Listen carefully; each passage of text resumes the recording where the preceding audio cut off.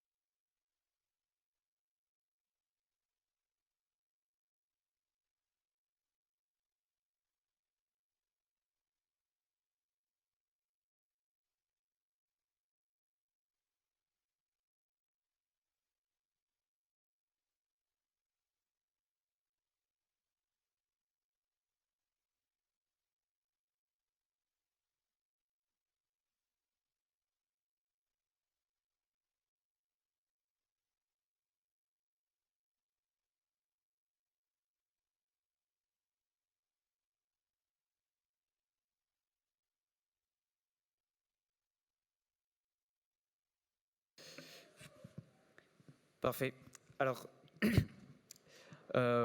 encore une fois, bonjour à toutes et à tous. Je suis Manuel Singla, chargé de mission R&D chez Cap Digital. Ce matin, on est réunis donc un peu solennellement dans cet hémicycle à la région pour vous présenter le programme InnovUp Expérimentation Transition écologique des territoires. Donc je ferai une rapide présentation du programme et ensuite surtout je laisserai la parole à trois intervenants ce matin. La ville d'Aulnay-sous-Bois, l'Office public de l'habitat de Villemomble et la direction de l'administration pénitentiaire qui vous exposeront donc leur cas d'usage, leurs besoins en tant que terrain d'expérimentation et vous proposeront donc des terrains qui pourraient être donc portés par des entreprises sur le territoire de la région Île-de-France. Donc sans plus attendre, on va passer à la présentation du programme avant de donner la parole aux autres intervenants. InnovUp Expérimentation, donc transition écologique des territoires. C'est un programme donc financé par la région Île-de-France et BPI-France, accompagné donc par des partenaires dits opérationnels, Cap Digital, la Fondation Solar Impulse et aussi l'association Construire au futur, Habiter le futur. L'enjeu et l'objectif de ce programme d'expérimentation, donc, c'est d'accélérer la transformation des villes et des collectivités de la région, notamment donc, par l'expérimentation de solutions innovantes. Trois objectifs ont été définis dans le cadre du programme. Le premier, donc, c'est transformer, en mettant notamment en œuvre la transition écologique du territoire grâce à l'innovation. Le second, co-construire, notamment en favorisant au maximum la participation des usagers, des habitants, mais aussi des services d'une collectivité dans le développement de ces solutions innovantes. Et enfin, objectiver de manière opérationnelle et financière l'adoption des solutions innovantes.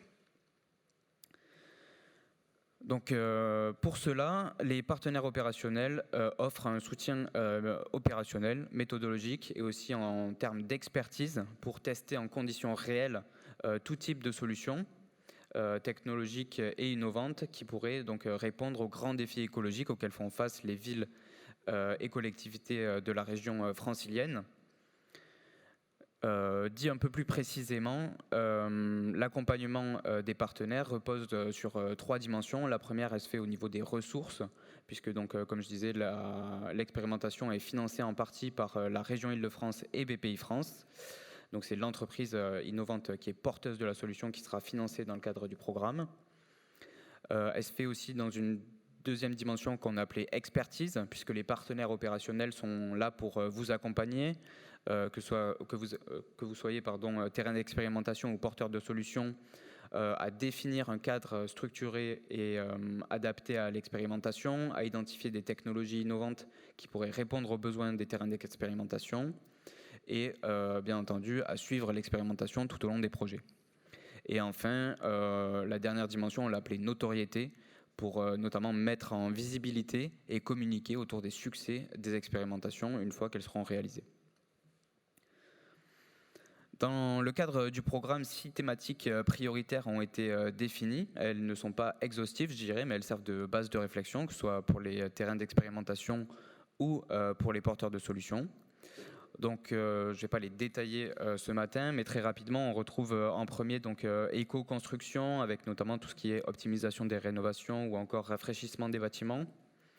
Déchets et économie circulaire, avec la gestion durable des ressources ou encore la collecte intelligente des déchets. Énergie, bien entendu, avec donc tout ce qui peut toucher aux bâtiments ou quartiers à énergie positive, le monitoring des bâtiments publics et collectifs. Nature et biodiversité, avec par exemple la renaturation de friches industrielles ou urbaines. Adaptation et résilience avec la lutte contre les îlots de chaleur ou encore l'amélioration de la qualité de l'air. Et enfin, mobilité et logistique, avec notamment la promotion de mobilité plus douce, durable et décarbonée. Donc, une fois qu'on a dit ça, il faut définir comment ça se passe l'expérimentation dans le cadre du programme. Donc, dans le cadre du programme, ce sont des terrains d'expérimentation qui peuvent accueillir des porteurs de solutions innovantes pour tester et valider leur preuve de concept, je dirais, la preuve de concept de leur solution. Et donc, ces terrains d'expérimentation, ils peuvent être portés soit par une collectivité territoriale, soit par des structures qui sont mandatées, je dirais, par des collectivités territoriales. Donc ça peut être soit des sociétés d'aménagement, des syndicats mixtes, ou encore on peut même imaginer une entreprise privée qui est par exemple une délégation de service public. Donc pour les collectivités et autres, je dirais, et structures mandatées par une collectivité territoriale, déployer un terrain d'expérimentation dans le cadre du programme, c'est d'abord vouloir tester et valider l'impact écologique positif de la solution innovante, en mettant à disposition donc un terrain d'expérimentation. Et ce terrain d'expérimentation, il peut prendre plusieurs formes.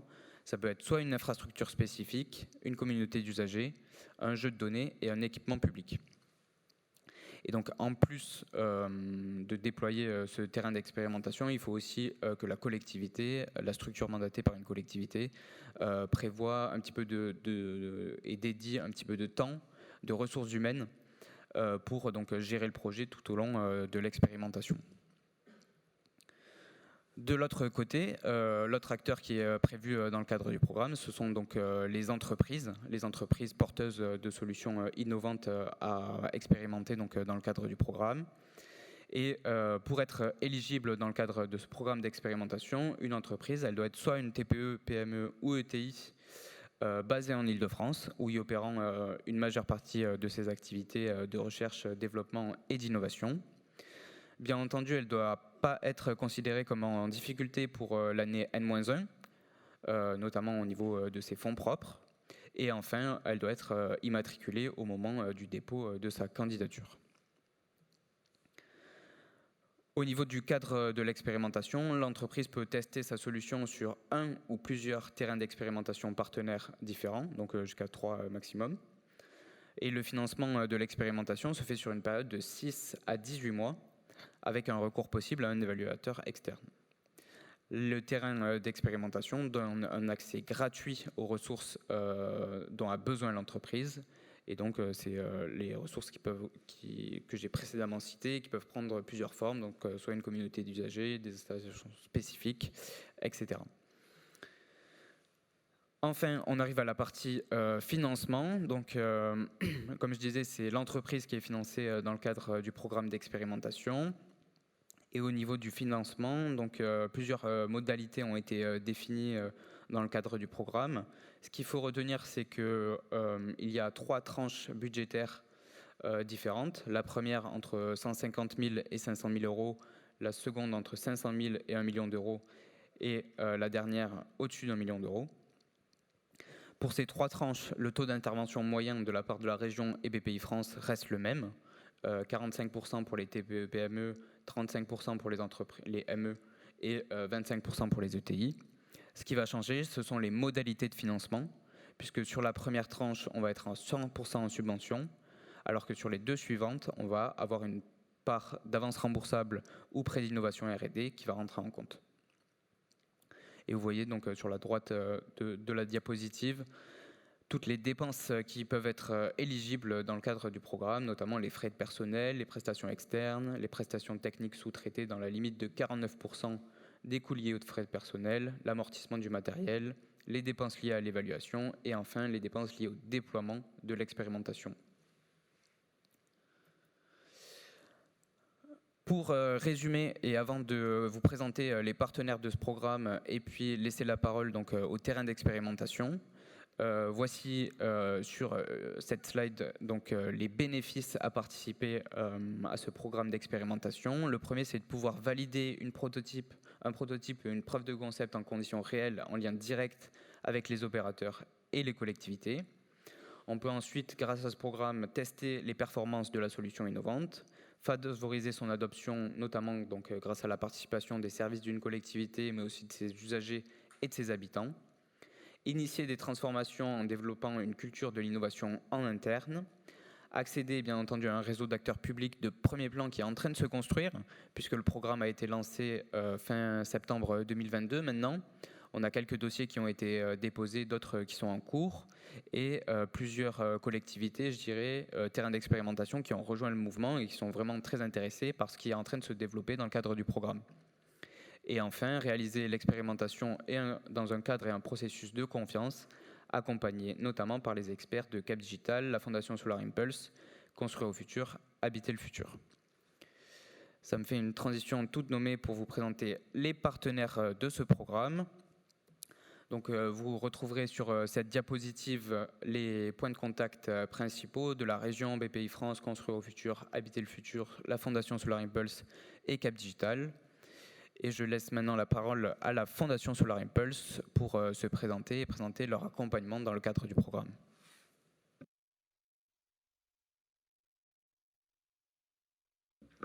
Ah, super, vous m'entendez ? Bonjour à tous, merci Manuel, merci à tous pour votre présence aujourd'hui. Pour vous présenter très vite la Fondation Solar Impulse, vous connaissez peut-être l'avion qui a fait le tour du monde, donc c'était vraiment un voyage symbolique pour montrer le potentiel des énergies renouvelables. Aujourd'hui, on sait que des solutions, elles existent, des solutions qui sont protectrices de l'environnement et puis viables du point de vue économique. Notre rôle à la Fondation, c'est d'identifier ces solutions, de les labelliser à travers des experts indépendants et d'ensuite booster leur adoption à travers notre écosystème et nos partenaires des acteurs publics, comme par exemple la région Île-de-France, les acteurs privés et puis aussi notre écosystème d'investisseurs. Donc, n'hésitez pas à venir nous parler si vous voulez en savoir plus sur le label, sur notre fonctionnalité. On est assez facile à reconnaître avec nos chemises, donc n'hésitez pas à nous embêter. Et on est très content d'être partenaire du programme InnovapXP. Je passe la parole à mon copartenaire Stéphane Fournier. Oh, Manuel Singla d'abord. Merci. Non, Stéphane, ça doit pas. Bonjour à tous. Construire au futur, Habiter le futur est une association qui est née de la candidature de la région Île-de-France et d'une centaine de partenaires au PIA3, territoire d'innovation. L'association a pour vocation de gérer ce programme lauréat du PIA3, mais pas seulement. Les partenaires qui sont à la fois des entreprises privées, des startups issues de l'innovation, des collectivités territoriales et aménageurs publics, et enfin le monde académique est largement présent avec la plupart des universités d'Île-de-France. L'ensemble de cet écosystème a souhaité se rassembler sous forme d'association pour continuer à faire vivre l'innovation, à mettre en relation les donneurs d'ordre que peuvent être les grands groupes privés ou les collectivités territoriales avec l'innovation au travers d'événements de mise en relation, au travers de différents webinaires d'information, d'acculturation l'acculturation. Et c'est à ce titre-là que Construire au futur, habiter le futur participe aux côtés de la Fondation Solar Impulse et de Cap Digital dans l'accompagnement de ce dispositif qui répond totalement à la ligne conductrice de l'association. Merci beaucoup Stéphane. Et pour terminer, donc, comme je disais, Manuel Singla, Cap Digital. Donc Cap Digital, c'est le pôle de compétitivité de la transition numérique et écologique de l'Île-de-France. On a été créé donc, il y a un peu plus d'une quinzaine d'années maintenant. Et on regroupe sur le territoire francilien environ 1 millier d'acteurs. La plupart sont des PME et des startups, mais on compte aussi dans notre collectif des grands comptes, des collectivités, des établissements de recherche et de formation ou encore des fonds d'investissement. Et notre objectif principal, donc, c'est de les faire travailler tous ensemble, collectivement, autour donc, des thématiques précédemment citées. Dans le cadre du programme, on est notamment chargé d'identifier des collectivités, mais aussi des solutions donc, qui pourraient rentrer dans le cadre de l'expérimentation. Et donc on va passer maintenant à la présentation des terrains d'expérimentation, donc la partie la plus importante de cette présentation ce matin. Comme je vous disais, le but c'est vraiment de vous montrer qu'est-ce que les innovateurs pourraient donc proposer à ces terrains pour répondre notamment à leurs besoins. Et donc le premier à s'exprimer à ma droite, monsieur Hugo Lambert, qui représente la mairie d'Aulnay-sous-Bois et qui est directeur mobilité, environnement et développement durable.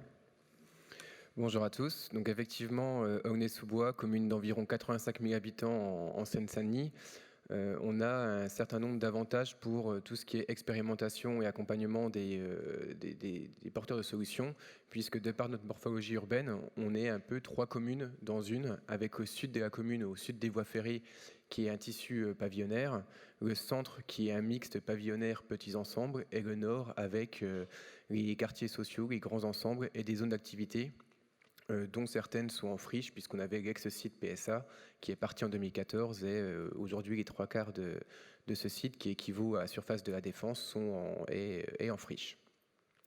Donc point de vue problématique qu'on peut avoir au quotidien, on est une commune de petite couronne avec tous les désagréments entre guillemets en matière de mobilité qui peuvent être connus de tous, avec du trafic de transit important, des problématiques de logistique urbaine, mais aussi avec l'actualité des problématiques en lien avec le patrimoine bâti, la sobriété énergétique, puisque comme beaucoup de collectivités, mais aussi de partenaires privés, on a subi de plein fouet les problématiques en lien avec la hausse du coût de l'énergie, et on est en train de mettre en place un plan de sobriété énergétique, que ce soit pour l'éclairage public, avec la recherche de solutions innovantes qui nous accompagnent pour baisser nos consommations, mais aussi des actions sur notre patrimoine bâti, puisqu'on a 500 bâtiments qui va du petit pavillon jusqu'à notre théâtre et cinéma qui fait plusieurs milliers de mètres carrés. En termes d'autres problématiques, effectivement, on n'en a mis que 3 sur cette slide, déchets, économie circulaire, puisqu'on a aussi des problématiques en lien avec les dépôts sauvages, avec la volonté de développer l'économie circulaire sur notre territoire, notamment dans le cadre de la construction ou la rénovation des équipements publics. Mais on est aussi intéressé par les autres thématiques qui ont été présentées, que ce soit la nature en ville, avec la volonté d'étendre notre trame verte qui existe, de mettre encore plus de nature sur notre territoire, avec un atlas de la biodiversité communale qui a été créé en interne et qu'on cherche maintenant à développer encore plus la biodiversité sur nos territoires, et bien évidemment tout ce qui est résilience, adaptation au changement climatique, avec la lutte contre les îlots de chaleur urbains, notamment sur les secteurs où c'est le plus compliqué, on va dire, avec l'urbanisation et l'absence d'espace vert dans certains quartiers de notre commune. À Aulnay-sous-Bois, on a déjà accompagné différentes entreprises porteuses de solutions, que ce soit dans des programmes nationaux ou internationaux avec Cap Digital pour AI for Cities, où on a mis à disposition notre territoire pour des porteurs de solutions qui développaient une nouvelle innovation avec l'accès à nos données quand cela est nécessaire, l'accompagnement bien sûr technique avec la mise à disposition de mes collègues ou de moi-même pour tout ce qui est accompagnement pour la définition de la solution et le retour d'expérience. Et quand cela est nécessaire pour d'autres expérimentations, on met gratuitement à disposition notre foncier communal, s'il y a besoin d'occuper le domaine public, s'il y a besoin d'avoir accès à un bâtiment pour mettre des capteurs ou d'éclairage public ou même des choses qui sont en lien avec l'humain au sens large, il n'y a aucun problème pour mettre à disposition les différents acteurs du territoire et accompagner dans la solution pour avoir un retour d'expérience sur du pratico-pratique. On a aussi quelques atouts qui permettent d'accompagner les porteurs de solutions avec notamment, pour une dernière solution en lien avec le stationnement intelligent, la mise à disposition de nos 500 caméras de vidéosurveillance et vidéoprotection qu'on peut avoir sur le territoire, qui créent quand même une certaine donnée qui aujourd'hui servent à la police municipale pour tout ce qui est protection de la population, mais où cette start-up a utilisé ces images pour extraire de la donnée et pouvoir travailler sur le stationnement, la gestion du stationnement sur notre territoire communal, mais qui peut aussi aller beaucoup plus loin si on décide de travailler sur tout ce qui est identification des dépôts sauvages ou autres liens avec les caméras de vidéoprotection. Donc voilà pour le territoire onésien, sachant qu'on est très intéressé par l'innovation, l'expérimentation, et un autre avantage, c'est qu'on part d'assez loin, entre guillemets, en termes de connaissances et de création de la donnée. Donc on est vraiment un territoire qui permet d'avoir un accompagnement, une carte blanche pour développer la solution, et avec un soutien politique assez fort, puisque Monsieur le maire est très partie prenante pour tout ce qui est expérimentation, innovation et mise en place de solutions qui répondent à la fois aux besoins de la collectivité, mais aussi des administrés, et qu'au besoin, on peut mettre aussi en lien avec les autres acteurs sur le territoire, que ce soit des entreprises, mais aussi les collectivités qui sont à proximité, puisque Monsieur le maire est aussi président de l'EPT Paris-Terre d'Envol, qui réunit 8 communes tout autour d'Aulnay-sous-Bois et qui peuvent être aussi un point d'entrée pour travailler avec ces 8 communes. Merci beaucoup, Monsieur Lambert. Si jamais on a le temps, à la fin, on aura bien entendu un petit temps pour des questions, mais on va passer directement à la présentation suivante sans attendre. Et donc, cette fois, c'est Madame Tavot, chargée de mission développement durable à la direction de l'administration pénitentiaire du ministère de la Justice, qui va nous parler notamment des centres pénitentiaires de l'Île-de-France comme terrain d'expérimentation. Oui, bonjour et merci beaucoup. Donc, je suis là pour représenter la direction de l'administration pénitentiaire. Alors, pour remettre un petit peu dans son contexte, qu'est-ce que la direction de l'administration pénitentiaire ? C'est l'une des directions du ministère de la Justice, que vous connaissez tous. Donc, l'une des directions aux côtés de la direction des services judiciaires qui gère les tribunaux, la direction de la protection judiciaire de la jeunesse qui gère les mineurs sous main de justice, etc.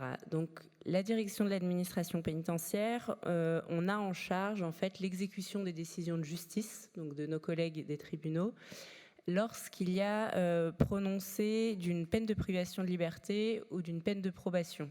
Donc, peine de privation de liberté, prison, peine de probation, ça va être les services pénitentiaires d'insertion et de probation qui vont être en charge, c'est ce qu'on appelle le milieu ouvert. Au sein de la direction de l'administration pénitentiaire, un laboratoire d'innovation publique a été créé il y a quelques années, comme dans beaucoup d'autres administrations. Et c'est un laboratoire un peu particulier parce qu'on lui a aussi attribué la compétence en matière de développement durable. Donc on est plus précisément un laboratoire d'innovation et de développement durable au sein de l'administration pénitentiaire. Quelques chiffres, l'administration pénitentiaire aujourd'hui, c'est environ 70 000 personnes détenues, un petit peu plus selon les derniers chiffres, et plus de 170 000 personnes suivies ce qu'on appelle en milieu ouvert, donc qui ne sont pas emprisonnées. Maintenant, qu'est-ce qu'une prison ? Alors, je vais appeler ça, selon le terme consacré, plutôt un établissement pénitentiaire. C'est comme ça qu'on nomme les prisons dans le jargon. Une prison, il y a différentes manières de l'aborder, de comprendre ce que c'est. Aujourd'hui, je vais vous proposer de l'aborder comme une petite ville. Une petite ville, c'est probablement pour ça qu'on a été invité et que je parle juste après la mairie d'Aulnay-sous-Bois. Pourquoi est-ce qu'une prison, ça peut être une petite ville ?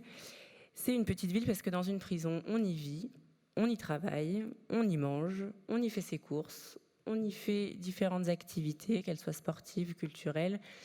on y fait différentes choses et en fait tout ce qu'on ferait dans une petite ville. Alors je vous accorde que c'est une petite ville un peu particulière, mais le lien est quand même là. Et comme dans une petite ville, l'administration pénitentiaire cherche à mettre en œuvre la transformation écologique de toutes ces petites villes. On va rencontrer différents sujets au sein des établissements pénitentiaires en matière de transformation écologique.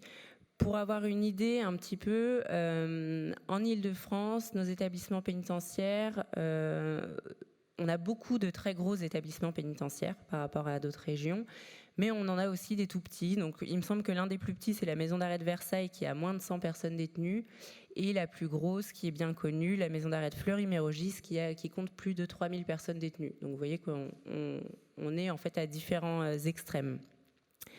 Les sujets qu'on va rencontrer en matière de transformation écologique dans les établissements pénitentiaires, ils vont être d'une part bâtimentaires, comme partout, comme dans une ville, puisqu'on a des bureaux, on fait de l'accueil de public, on a des logements, on a des ateliers de travail, une laverie, des cuisines, etc. Comme dans une ville, on a beaucoup de passoires énergétiques, on a des bâtiments en plus ou moins bon état sur lesquels on a des travaux à faire. On a des bâtiments qui sont entourés de fonciers, toujours pareil, des fonciers plus ou moins importants qui vont de quelques mètres carrés à plusieurs hectares. Alors en Île-de-France, on est plutôt sur quelques mètres carrés, mais on en a quand même avec un foncier un petit peu important. Des fonciers qui sont plus ou moins utilisés, qui sont laissés en friche ou pas, avec des choses à faire en matière de biodiversité. Donc on s'y attelle petit à petit, mais il y a encore plein de portes ouvertes là-dessus. Des questions d'énergie également. Nous sommes un très très gros consommateur d'énergie, tant en matière d'électricité, d'eau, de gaz et même de fioul. Donc ça, on s'attache à le supprimer. Mais on a un gros sujet énergétique puisqu'une prison consomme énormément. On se pose donc la question, comme une ville, des productions d'énergie renouvelable. On a déjà différents projets qui sont en place, qui sont en cours d'étude, qui sont en train d'être imaginés et bien d'autres choses. Le garde des Sceaux est très intéressé par cette partie-là. Et puis, je vais m'arrêter là parce que des sujets, on en a beaucoup, mais je ne vais pas tous vous les lister. On a un sujet déchets qui est particulièrement important aussi parce qu'on produit énormément de déchets. Des déchets qui sont souvent peu triés, des déchets notamment alimentaires parce qu'on a beaucoup de gaspillage, donc on a la question des biodéchets qui se posent. Bref, on a énormément de questions auxquelles on cherche actuellement des réponses, on teste des solutions. Donc on est à un terrain d'expérimentation intéressant. Alors je vous l'accorde avec des contraintes sécuritaires fortes, mais également avec un certain nombre d'atouts. Pourquoi ? Parce que notre petite ville prison a une ressource particulièrement intéressante qui est celle de la réinsertion des personnes détenues. Qui dit réinsertion dit formation professionnelle, dit travail pénitentiaire et dit des personnes à disposition qui ont envie d'apprendre, de travailler, de faire. Donc on met un point d'honneur à ce que les innovations permettent en fait d'améliorer le travail pénitentiaire ou la formation professionnelle des personnes détenues pour travailler en même temps sur cette logique de réinsertion.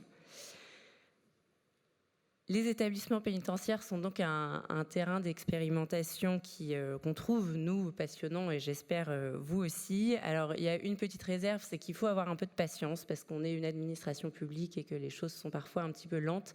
Mais c'est un très beau terrain d'expérimentation. Et pour finir, je vais vous proposer quelques exemples d'expérimentation, enfin d'innovation qu'on a déjà pu mettre en place au sein de la pénitentiaire. La première avec Ciao-Mégo, peut-être que vous connaissez, qui est une entreprise de recyclage des mégots de cigarettes, donc qui récupère les mégots de cigarettes, qui les nettoie de manière écologique et qui utilise le filtre pour faire de l'isolant ou des doudounes. Donc on a Ciao-Mégo est en place sur au moins 2 établissements, donc la maison d'arrêt de Fleury-Mérogis et la maison d'arrêt de Villepinte, et c'est actuellement en expérimentation. On a une autre innovation qu'on a faite avec Upcycle, qui a été l'installation d'un composteur électromécanique, alors ça a été en Corse cette fois-ci, Expérimentation particulièrement intéressante parce que, comme je vous le disais juste avant, elle a permis en fait de former des personnes détenues, de faire travailler des personnes détenues au quotidien. C'est les personnes détenues qui gèrent le composteur électromécanique. Et elle nous a également permis d'améliorer les liens avec les acteurs locaux, puisque le composteur en fait a été volontairement surdimensionné par rapport aux productions de biodéchets de l'établissement pour transformer en compost les biodéchets. Il me semble que c'est de la caserne de pompiers et de l'école d'à côté également. Je vous propose un dernier exemple d'innovation qui est en cours. Alors cette fois-ci, c'est avec Wind My Roof qui propose des modules de production d'électricité. Donc c'est des mini-éoliennes de toit couplées à des panneaux photovoltaïques. Et donc pour la production d'électricité, comme je vous ai dit. Donc on en est à l'étape encore de la faisabilité, puisque les choses prennent un petit peu de temps en matière sécuritaire. Mais voilà, on aimerait pouvoir installer des modules à terme pour tester cette forme de production d'électricité qui se différencie un petit peu des ombrières photovoltaïques qu'on va trouver principalement pour l'instant sur les parkings des établissements. Je vous remercie, puis je laisse la parole à mon collègue. Merci beaucoup, Madame Tavot. Pour terminer donc notre tour d'horizon des terrains d'expérimentation potentiels dans le cadre du programme InnovUp Expérimentation Transition écologique des territoires, j'invite Monsieur Lebrun, directeur général de l'Office public de l'habitat de Villemomble, à nous présenter notamment les besoins qui pourraient entrer dans le cadre du programme. Bonjour à toutes et à tous. Merci au programme InnovUp pour nous donner la chance de pouvoir nous proposer en tant que terrain d'expérimentation. Et je vais vous parler d'un OPH qui est assez petit puisque c'est une résurgence historique. 1800 logements, c'est une espèce assez rare maintenant dans le paysage des bailleurs sociaux. On est situé à Villemomble, c'est une commune de l'Interco Grand Paris Grand Est, qui est une commune de 30 000 habitants. Une réhabilitation d'une résidence, c'est un beau terrain d'expérimentation, surtout à l'heure de la transition écologique et de l'impérieuse nécessité de transformer les choses. Nous, notre besoin, je vais vous raconter la vie de certains bâtiments qui sont construits entre les années 62 et 75 et qui vont nous concerner pour les 5 à 6 prochaines années sur 750 logements à réhabiliter. 750 en bloc, on est en moyenne entre 130 et 140 logements par groupe, mais on est sur cet enjeu de réhabilitation et de transformation énergétique. Nos besoins, ils sont comparables à ceux qui existent dans de la construction, sauf qu'on est dans la contrainte de la réhabilitation. On est sur des éléments d'éco-construction, c'est-à-dire toute la nécessité de réemployer lors de nos chantiers de réhabilitation les déchets ou les éléments qui peuvent être encore utilisés en seconde vie. C'est tout le travail autour de l'enveloppe, tout ce qui va être façade, tout ce qui va être toiture dans le cadre de la réhabilitation thermique, donc l'isolation, toute la notion de recherche de confort d'été qui est indispensable pour nous locataires, et puis intégrer aussi toute cette notion de confort intérieur dans un logement. On va être également sur les problématiques d'énergie avec la manière dont on a de produire de l'énergie renouvelable sur site, la manière dont on a aussi de récupérer l'énergie que l'on génère pour pouvoir abaisser des factures très coûteuses en énergie, et puis la manière dont on a de monitorer à l'échelle des logements, à l'échelle des bâtiments, toute la production et de la consommation d'énergie.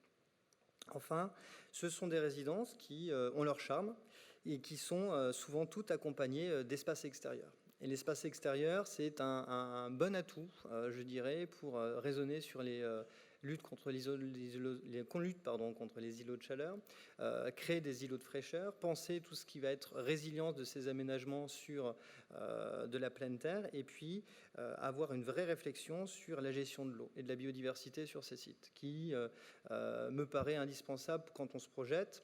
Petite information, quand on fait une réhabilitation de résidence, on ne se projette pas à 5 ou 10 ans, on se projette à minimum à 30 ou 40 ans. Donc qu'est-ce qu'on veut de ces sites d'ici 30 ou 40 ans en termes de biodiversité et d'impact environnemental vis-à-vis du bâti, vis-à-vis de l'espèce animale en général, et puis à la gestion de l'eau qui est importante sur ces sites. Et enfin, je vais vous parler aussi mobilité et parking, puisque, comme ma collègue précédente disait, on est dans des situations de petites villes. Eh bien, la gestion du parking sur des résidences comme ça, c'est une vraie gageure d'expérimentation, puisqu'on part d'une résidence qui était, de résidences qui était structurée avec le parking au pied du hall qui mène à son logement. Et si on veut désimperméabiliser un certain nombre de surfaces, c'est aussi la manière dont on a de rationaliser l'emprise de ces parkings, la manière dont on a de valoriser les bâtiments existants ou les bâtiments à construire, et puis toute la recherche de nouveaux usages et de nouveaux modèles économiques vis-à-vis de cette mobilité qui est résidentielle, mais qui pourrait être très bien partagée avec les logements privés ou publics avoisinants.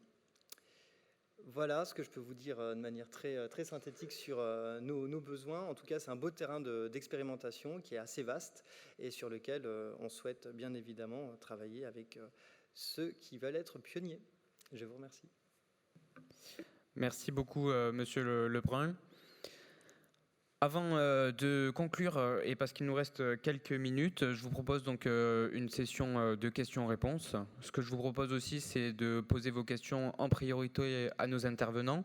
Donc mairie d'Aulnay-sous-Bois, direction de l'administration pénitentiaire ou OPH de Villemomble, puisque nous, partenaires du programme, vous pourrez nous retrouver à l'étage, donc à côté de l'espace déjeuner, notamment si vous avez des questions plus précises sur le programme.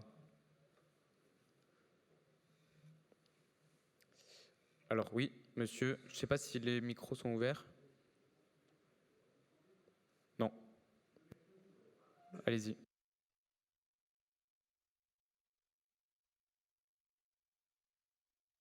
Les îlots de chaleur urbains, donc ça s'adresse à plusieurs personnes ici, et notamment aussi sur des questions de biodéchets. Le micro est ouvert. Il marche ? Ah, super. Donc je disais, Pascal Ponce est fondateur de la société WaterConnect, spécialisée contre la lutte des îlots de chaleur urbains. Donc ça s'intéresse à le message, c'est un peu pour les personnes qui sont ici. On développe aussi une activité sur les biodéchets. Et donc l'idée de l'expérimentation InnovUp, c'était de se dire, à partir du moment où on a un projet innovant, comment est-ce qu'on se met en relation avec les collectivités qui sont susceptibles de nous accompagner sur ce projet. Voilà. Est-ce qu'il faut partir en binôme ? Ou est-ce qu'on peut partir et aller chercher après une collectivité qui va nous accompagner sur InnovUp Expérimentation? Merci. Alors, je me permets du coup de répondre à cette question, parce que du coup, elle est un peu plus pour moi. Il y a plusieurs manières de fonctionner, vous avez raison. La première, c'est si vous avez déjà un partenariat avec une collectivité, vous êtes déjà en contact avec une collectivité, vous pouvez donc venir nous voir et nous, donc, on vous proposera également l'accompagnement que j'ai présenté tout à l'heure. Si vous n'avez pas identifié de collectivité au préalable, nous, c'est aussi notre rôle, je dirais, en tant que partenaire opérationnel, de vous accompagner et d'essayer de trouver avec vous une collectivité donc, qui pourrait correspondre à votre besoin.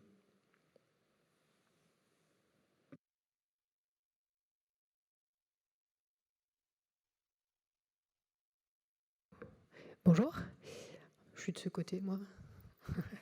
Oui. La société Recnorec, on fabrique des planches éco-responsables 100% à partir de déchets plastiques orphelins. On peut répondre à des problématiques de mobilier urbain intérieur ou d'aménagement. En gros, quand on pense au bois, on peut penser à Recnorec. Pour ma part, donc, je suis la fondatrice et je me pose une question sur le modèle économique et le concept de cette InnovUp expérimentation. Comment est-ce qu'on fait pour valider le modèle économique de la solution, qui est quand même un élément important pour ensuite son déploiement, si on a une gratuité de service entre la solution et son bénéficiaire? Comment ça s'organise pour que, certes, la solution est subventionnée, mais qu'elle puisse arriver effectivement à valider son modèle économique? Merci. Alors, la gratuité de service, je dirais, entre la solution et son bénéficiaire, elle est, on peut l'opérer seulement pendant la durée de l'expérimentation, je dirais.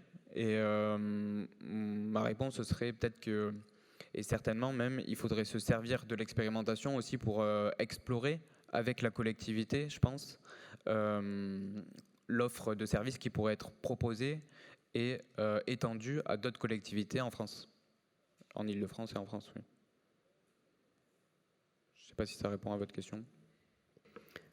Ça répond dans le sens où la collectivité devient un terrain d'expérimentation qui bénéficie d'une solution, mais bon, pour le coup, il faut cofinancer, et cofinancer, ça demande des sous. Donc c'est un petit peu dérangeant quand on n'a pas forcément des gros moyens d'aller déployer une solution qui va être partiellement subventionnée et qui en plus ne peut pas prouver que le modèle conviendrait. Donc c'est un petit peu l'élément qui me dérange dans le fonctionnement. Après oui, ça sert de référence, mais c'est une référence qui n'est pas vendue, donc est-ce que c'est vraiment une référence ensuite ? Effectivement, comme le précise Emmanuel, on est dans la poursuite de la R&D et on est sur une expérimentation. On n'est pas sur de mettre à disposition une solution qui est totalement aboutie, qui est totalement est déjà commercialisée et de la mettre à disposition d'un terrain d'expérimentation à titre gratuit. Là, c'est aider des sociétés innovantes à finaliser et à faire un peu au-delà de la preuve de concept en ayant une expérimentation de long cours avec une collectivité territoriale qui offre un accompagnement. Ça peut être également parce qu'on a un certain nombre de startups qui nous démarchent sur cette perspective-là, qui est d'être sur un produit qui est fini, mais avec la définition d'un nouveau cas d'usage qui permettra de développer la solution, aller plus loin, également dans les capacités d'un produit ou d'un service de répondre et d'ouvrir un nouveau marché. Mais effectivement, vous pointez le fait que oui, il faut apporter une partie en cofinancement, mais c'est un accompagnement à une expérimentation. Alors, si je peux compléter avec un exemple précis de ce qui s'est passé à Aulnay-sous-Bois. Nous, par exemple, on a une entreprise qui développait une solution sur le stationnement intelligent que j'évoquais tout à l'heure. Donc, elle a investi pour mettre en place des capteurs sur le territoire, pour étudier comment utiliser les caméras de vidéoprotection pour extraire de la donnée, puisque c'était vraiment un objectif aussi. Derrière, effectivement, ça a apporté des investissements. Il y avait des subventions derrière, c'était un autre programme, c'était pas InnovUp, mais c'était quasiment semblable à ce qui se passe avec InnovUp. Et après, derrière, nous, on est en train de contractualiser pour bénéficier sur le long terme de cette solution. Et aujourd'hui, on sert de référence aussi à cette start-up et cette entreprise. À chaque fois qu'elle est sur une autre collectivité et qu'elle a des questions, moi, je reçois régulièrement des coups de fil d'autres entreprises, d'autres mairies ou groupements de communes qui me posent des questions justement de cette solution. Et c'est avec plaisir que je défends, entre guillemets, la solution en expliquant les bénéfices qu'on a eus, comment on est arrivé à cette expérimentation et comment on a intégré les contraintes du territoire aulnaysien et aussi ses avantages avec ces caméras, puisqu'au début c'était que des capteurs et grâce aux caméras on réduit environ à moitié l'installation de capteurs, donc c'est moins d'investissement aussi pour nous mairies d'acheter cela. Et pour l'entreprise, ça lui a permis de maintenant proposer cette option, entre guillemets, si la collectivité a des caméras et qu'elles sont compatibles, etc., ils ont déjà fait le travail alors je ne suis pas très bon en informatique, mais le côté analyse de l'image, sécurité, etc., ça a déjà été fait et ça peut être proposé du coup dans d'autres collectivités. Merci. Est-ce que c'est une rapide question? Parce qu'on doit respecter le temps. Je vous en prie, allez-y. Vous m'entendez? Donc, Energiso, on commercialise une solution de chauffage et de climatisation à partir de la chaleur des eaux usées du réseau collectif. Ma question, c'est si on est dans une démarche d'expérimentation, on va dire sur une petite partie à l'échelle de ce type de solution qui offre du potentiel, au bout des 18 mois, est-ce qu'on doit passer par la case appel d'offres pour étendre le système qui aurait prouvé son fonctionnement auprès de la collectivité? Comment ça marche? Comment vous envisagez les choses? Alors pour une collectivité, effectivement, on est obligé derrière de contractualiser. Après, maintenant, aujourd'hui, on a des possibilités en termes de marché public avec l'achat innovant qui permet, après inférieur à un certain montant, de faciliter, on va dire, les choses. Mais après, tout dépend des collectivités. Je vois, nous, typiquement, Aulnay-sous-Bois, ils sont assez stricts, mais comme beaucoup de collectivités en termes de commandes publiques. Donc après, derrière, oui, effectivement, c'est appel d'offres. Sauf après, si l'entreprise a un brevet, sauf si l'entreprise arrive à démontrer que c'est la seule à pouvoir exploiter cette solution ou autre. Il y a des dérogations qui sont possibles dans le code des marchés publics pour contractualiser en direct avec l'entreprise en question. Merci beaucoup. Donc, pour conclure, je vous présente les détails de contact pour le programme InnovUp Expérimentation. Donc, on a une adresse unique derrière laquelle se cachent tous les partenaires du programme. Donc, c'est innovup-transition-écologique@ildefrance.fr. On a également mis en place une sorte de site internet sur lequel vous pouvez retrouver tous les détails du programme. Vous pourrez retrouver également les formulaires de manifestation d'intérêt si vous êtes une entreprise, une collectivité, pour nous formuler votre besoin. Et enfin, on organise régulièrement des webinaires. Le prochain est donc le 20 avril à 11h, dans lesquels on fait pitcher des collectivités, mais aussi des entreprises pour qu'elles présentent de la même manière leurs besoins. Pour conclure, je vous remercie d'abord d'avoir participé à cette session. Je vous invite aussi à rester dans l'enceinte du siège de la région, notamment à nous retrouver, nous, partenaires opérationnels, sur les stands là-haut à l'espace déjeuner. Vous pouvez également honorer vos meetings, donc le but de la journée quand même, dans les bureaux qui sont prévus à cet effet là-haut. Et vous avez aussi des espaces de discussion ouverts, je sais, dans lesquels vous pourrez vous retrouver et nouer peut-être des collaborations. Merci beaucoup, très bonne journée à toutes et à tous et à bientôt.